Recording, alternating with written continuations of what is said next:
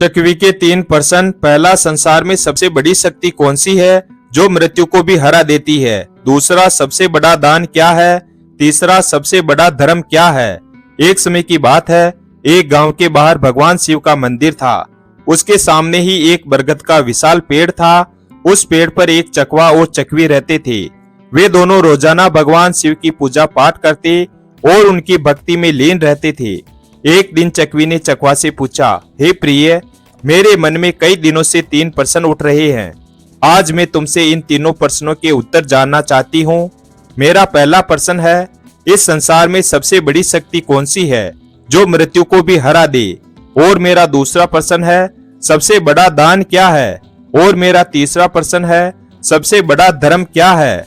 फिर चकवी की बात सुनकर चकवा कहने लगा, हे प्रिय, मैं तुम्हें मेरी प्रत्यक्ष देखी हुई एक घटना सुनाता हूँ।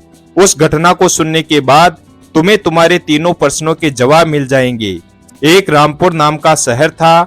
उस शहर में एक ठाकुर रहता था जो एक सावंत के उच्च पद पर नियुक्त था। उस ठाकुर का एक लड़का था जिसका नाम करमवीर था। एक दिन करमवीर भ्रमण करने के लिए घर से घोड़ा लेकर निकला। घूमते घूमते करमवीर को प्यास लगने लगी।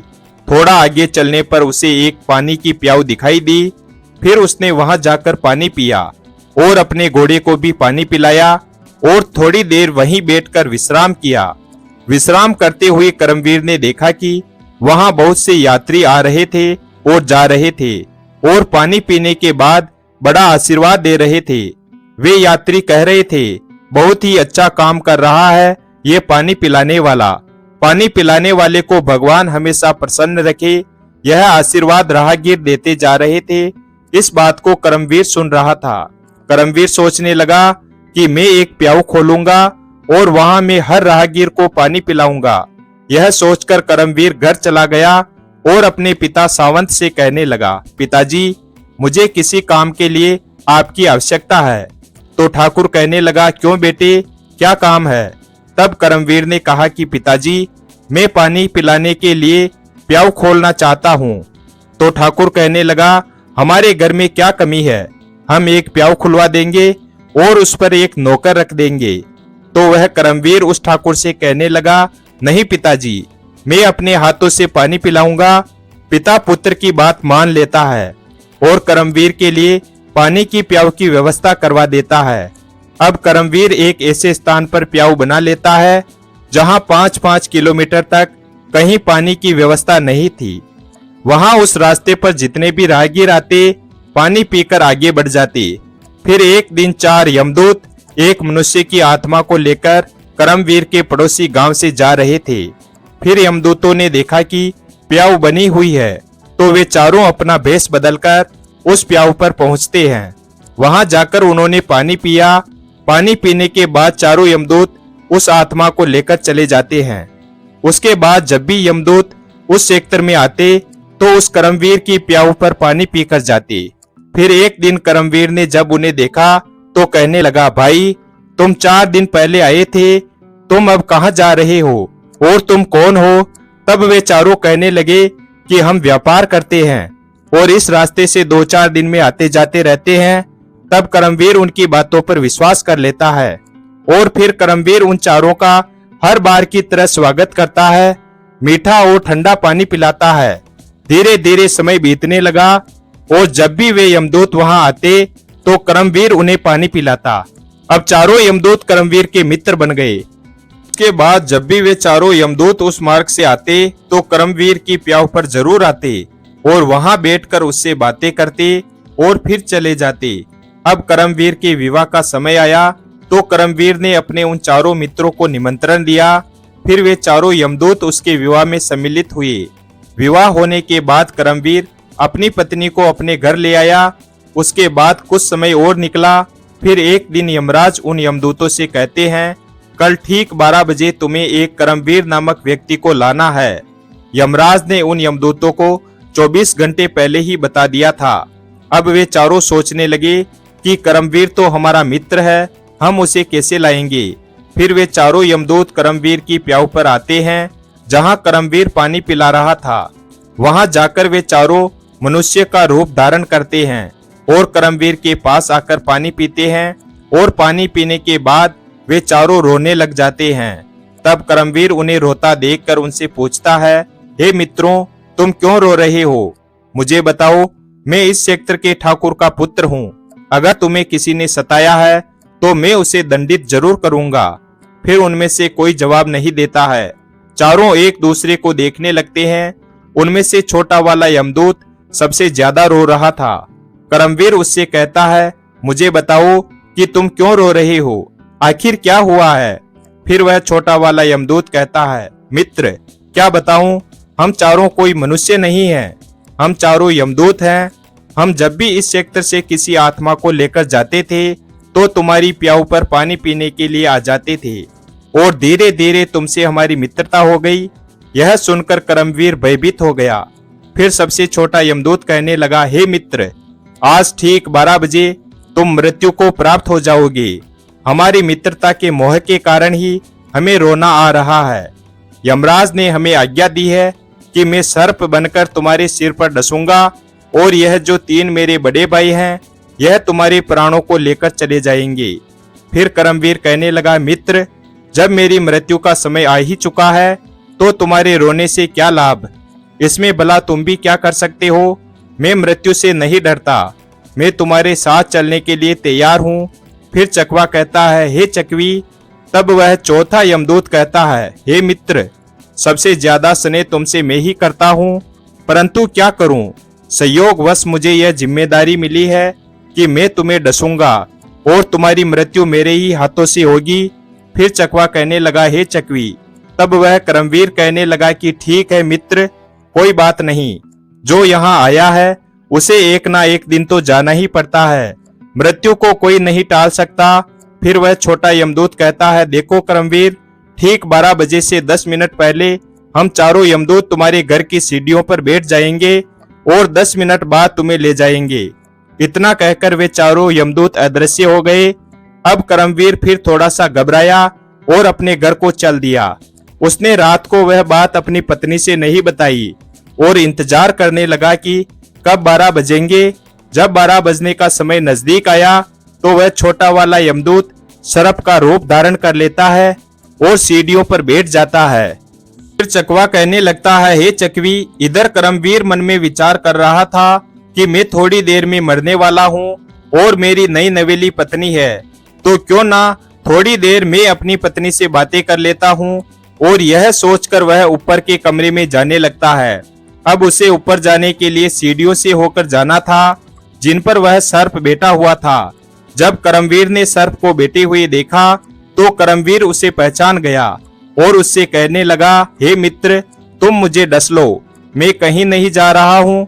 तभी सर्प कहता है, हे मित्र, मैं तुझे जरूर डसूंगा, पर जब 12 बजने में 10 मिनट शेष रहेंगे तभी मैं डसूंगा। जब सर्प और कर्मवीर आपस में बातें कर रहे थे तो कर्मवीर की पत्नी उन्हें देख रही थी और उनकी बातें सुन रही थी। कर्मवीर की पत्नी एक पतिव्रता स्त्री थी। उसका पतिव्रत धर्म उजागर हो गया और वह ईश्वर से प्रार्थना करने लगी, हे प्रभु, मेरे विवाह को अभी 10 दिन का समय भी नहीं हुआ है और यह क्या घटित होने वाला है। फिर चकवा कहने लगा, हे चकवी, वह एक राजपूत की पुत्र वधू थी। उसने 36 प्रकार के व्यंजन भोजन में बनाए और उसी शहर में एक बहुत ही गरीब व्यक्ति रहता था और उस गरीब की एक लड़की थी जो 9 महीने की गर्भवती विधवा थी। वह अपने गरीब पिता के घर में रहती थी क्योंकि उसके ससुराल में उसके पति के मरने के बाद उसका कोई सहारा नहीं था। और जिस दिन कर्मवीर को वह सर्प डसने वाला था उसी दिन उस लड़की के एक नवजात शिशु पैदा हुआ और वह लड़की जिसके प्रसव हुआ था उसे बहुत जोर से भूख लगने लगी। तो वह लड़की अपने माता पिता से कहने लगी, मुझे बहुत तेज भूख लग रही है, मुझे कुछ खाने को दीजिए। तो पिता कहने लगा, बेटी, मेरे पास खाने के लिए कुछ नहीं है, मैं तुम्हें भला क्या दे सकता हूँ। ऐसे में वह लड़की बोली, यदि तुम मुझे खाने को नहीं दोगे तो यह जो बच्चा मेरे गर्भ से पैदा हुआ है मैं इसे खा जाऊंगी। फिर चकवा कहने लगा, हे चकवी, प्रसूति के समय की भूख बहुत ही तेज होती है। जब उस गरीब व्यक्ति ने यह बात लड़की के मुंह से सुनी कि मैं इस बच्चे को खा जाऊंगी तो वह पिता कहने लगा कि बेटी तुम रुको, मैं जाता हूँ, अगर कोई कुछ दे देगा तो मैं खाने के लिए अवश्य लेकर आऊंगा। उस लड़की का पिता भिक्षा मांगते हुए चला जा रहा था। जो कोई उसे देखता तो वही दरवाजा बंद कर लेता था। इस प्रकार चलते हुए वह व्यक्ति इसी ठाकुर के महल के पास आया, जहां पर करमवीर से उसका काल सर्प बनकर बातें कर रहा था और उसकी पत्नी छत से उसे देख रही थी और ईश्वर से प्रार्थना कर रही थी। तभी वह मांगने वाला आवाज लगाता है, मुझे कोई भोजन दे दीजिए, मेरी लड़की को प्रसव हुआ है, उसने एक नवजात शिशु को जन्म दिया है और मेरे पास उसको खिलाने के लिए कुछ नहीं है। वह नवजात शिशु को खाने वाली है। जब यह बात करमवीर की पत्नी ने सुनी तो वह सोचने लगी, कुछ समय बाद मेरा पति मर जाएगा और मैं विधवा हो जाऊंगी और मुझे अपने पति के साथ सती होना पड़ेगा, तो यह भोजन किस काम आएगा जो मैंने बनाया है। इस भोजन को मैं इस भिखारी को दे देती हूँ। फिर उसने वह भोजन उस गरीब व्यक्ति को दे दिया। तब भोजन को लेने के बाद वह गरीब व्यक्ति वापस उसके घर चला जाता है और जब तक करमवीर और सर्प बातें कर रहे थे तब तक वह गरीब आदमी जाकर उस भोजन को अपनी लड़की को खिला देता है। 36 प्रकार के व्यंजनों को जब उस लड़की ने जी भर के खा लिया तो पूछने लगी, पिताजी आज इतना अच्छा भोजन किसने दिया? तब उसके पिता ने कहा कि बेटी, हमारे गांव के ठाकुर साहब की जो पुत्र वधू है, जिसका विवाह अभी कुछ ही दिन पहले हुआ था, उसने ही मुझे यह भोजन दिया है। तो वह लड़की कहने लगी, हे भगवान, उसका सुहाग अमर रहे। उस लड़की ने आत्मा से आशीष दिया कि उस औरत का सुहाग अमर रहे। फिर भगवान श्री हरि का सिंहासन हिल गया तो उन्होंने नारद मुनि को बुलाया और कहा कि मृत्यु लोक में देखकर आओ, मेरे किसी भक्त पर बहुत बड़ा संकट है जिस कारण मेरा सिंहासन हिल रहा है। अब नारद मुनि भगवान श्री हरि की आज्ञा के अनुसार देखते हैं कि भगवान का सिंहासन क्यों हिल रहा है। तो वे देखकर बताते हैं कि एक बिल्कुल भूखी आत्मा, जिसने कुछ समय पहले एक नवजात शिशु को जन्म दिया था, वह भूख से व्याकुल थी। उसे भोजन मिलने के कारण उसने अंतर आत्मा से यह कह दिया है कि भोजन देने वाली औरत का सुहाग अमर रहे, अर्थात उसका पति जीवित रहे। और उधर यमराज ने उसके पति के प्राण लेने के लिए यमदूतों को भेज दिया है। वो बस 10 मिनट बाद ही उसके प्राण लेने वाले हैं। फिर चकवा कहता है, हे चकवी। फिर नारद मुनि भगवान श्री हरि से कहते हैं, हे प्रभु, प्रकृति के नियमों के अनुसार करमवीर की मृत्यु का समय आ गया है और उसे लेने के लिए यमदूत उसके घर पर बैठे हुए हैं। और उधर एक दिव्य आत्मा ने अपनी संपूर्ण शक्ति से करमवीर की पत्नी को आशीष दे दिया है कि उस औरत का सुहाग अमर रहे। फिर भगवान श्री विष्णु कहने लगे, मुझे उस आत्मा का मान रखना पड़ेगा, चाहे मेरे कार्य में परिवर्तन ही क्यों न हो जाए। भगवान विष्णु अपने भक्त की रक्षा करने के लिए उस प्रसव वाली लड़की की आत्मा के वचन को उस करमवीर पर कवच बनाकर डाल देते हैं।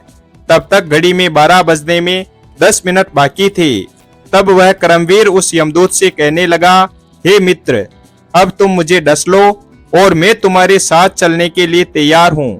फिर उस सर्प ने करमवीर को डस लिया और सर्प सोचने लगा कि 10 मिनट में यह करमवीर मर जाएगा, लेकिन 10 मिनट बाद भी उस करमवीर को कुछ नहीं हुआ। फिर सर्प कहने लगा, हे मित्र, तुम्हें कुछ हो रहा है क्या? करमवीर कहने लगा, मित्र, मुझे कुछ नहीं हुआ है। फिर सर्प ने उसके ऊपर तीव्र विष डाला, परंतु उस करमवीर की रक्षा स्वयं श्री हरि विष्णु कर रहे थे, जिस कारण से सर्प के विष का असर करमवीर पर नहीं हुआ। करमवीर सर्प से कहने लगा, हे मित्र, तुम मुझे पूरी ताकत से डसो। फिर तीसरी बार भी उस सर्प ने पूरी शक्ति से करमवीर को डसा, परंतु करमवीर का बाल भी बांका नहीं हुआ। फिर करमवीर को जीवित देखकर चारों यमदूत हक्के बक्के रह गए और कहने लगे, हमें इसके लिए यमराज के पास जाना पड़ेगा। फिर वे चारों यमराज के पास पहुंच गए और यमराज से कहने लगे, हे यमराज, हमने बहुत प्रयास किया, परंतु उस करमवीर नामक व्यक्ति पर जहर का असर नहीं हुआ। फिर यमराज ने अपनी दिव्य दृष्टि से देखा कि उस करमवीर के शरीर से 3 जगह से रक्त बह रहा है, लेकिन करमवीर को कुछ नहीं हुआ। तभी यमराज भगवान श्री विष्णु के पास पहुंच जाते हैं और कहते हैं, प्रभु, मैं अपने पद से इस्तीफा देना चाहता हूँ। भगवान श्री विष्णु कहने लगे, क्यों, क्या हुआ? तब यमराज ने कहा कि प्रभु, प्रकृति के नियम में परिवर्तन हो गया। जिस व्यक्ति की मृत्यु का समय आया था, वह व्यक्ति 3 बार प्रहार करने से भी नहीं मर रहा है। इसका क्या कारण है? तब श्री विष्णु उन्हें समझाते हैं, हे यमराज, यह आत्मा की शक्ति है। फिर यमराज कहते हैं, प्रभु, यह आत्मा की शक्ति क्या होती है? तब भगवान श्री विष्णु कहते हैं, यदि कोई व्यक्ति अपनी अंतर आत्मा से किसी दूसरे व्यक्ति को आशीष या श्राप दे देता है, तो उसको झूठा करने की शक्ति मेरे अंदर भी नहीं होती है, चाहे फिर मुझे उसके लिए प्रकृति के नियमों में ही परिवर्तन क्यों न करना पड़े। फिर भगवान विष्णु कहते हैं, हे यमराज, जरा ध्यान से देखिए, एक ऐसी गरीब औरत जिसका पति उसे 2 महीने पहले ही छोड़कर मर गया हो, जो अपने पिता के पास रह रही हो और पिता के पास भी खाने को कुछ नहीं मिले, और जिसने कुछ समय पहले ही एक शिशु को जन्म दिया था, उसे भोजन नहीं मिल रहा था, उसकी आत्मा भूख से बिलबिला रही थी। वह अपने नवजात बच्चे को खाने को तैयार थी और उसको भोजन उपलब्ध कराया उस कर्मवीर की पत्नी ने, और उस औरत ने उसे ऐसा आशीष दिया कि उसका सुहाग अमर हो जाए। मुझ में एकाग्र होकर जो व्यक्ति आशीष या श्राप दे देता है, मैं उसके वचन को कभी झूठा नहीं होने देता हूँ। हे यमराज, इसलिए तुम्हें कर्मवीर की आयु 100 वर्ष और बढ़ानी होगी। फिर यमराज कर्मवीर की आयु को 100 वर्ष बढ़ा देते हैं। फिर चकवा कहता है, हे चकवी, तुम्हारा पहला प्रश्न था कि सबसे बड़ी शक्ति कौन सी है जो मनुष्य को भी हरा दे, तो समझ लो, सबसे बड़ी शक्ति होती है आत्मा की शक्ति। यदि कोई व्यक्ति आत्मा से आशीर्वाद दे या श्राप दे, तो उसे ईश्वर भी नहीं टाल सकता। तुम्हारा दूसरा प्रश्न था कि सबसे बड़ा दान क्या है, तो समझ लो, हमें अन्न का दान करना चाहिए। अन्न का दान सबसे बड़ा दान माना जाता है। भूखे को भोजन कराना सबसे बड़ा दान होता है। तुम्हारा तीसरा प्रश्न था कि सबसे बड़ा धर्म क्या है, तो समझ लो, जहां आवश्यकता हो उस स्थान पर दिया गया दान सबसे बड़ा धर्म होता है। उससे बड़ा कोई धर्म नहीं होता। जहां आवश्यकता है वहां आप दान दीजिए। उस समय सबसे बड़ा कोई धर्म नहीं होता है। जहां पर आवश्यकता नहीं है उस समय आप दान कर रहे हो, तो वह दान बड़ा नहीं होगा और फलीभूत नहीं होगा, और बिना आवश्यकता के आपका हजारों रुपयों का दान भी व्यर्थ चला जाएगा। वीडियो अगर पसंद आया हो तो वीडियो को लाइक और हमारे चैनल शिवभक्त को सब्सक्राइब करें और अपने दोस्तों के साथ शेयर करें। धन्यवाद। और कमेंट बॉक्स में जय श्री कृष्णा अवश्य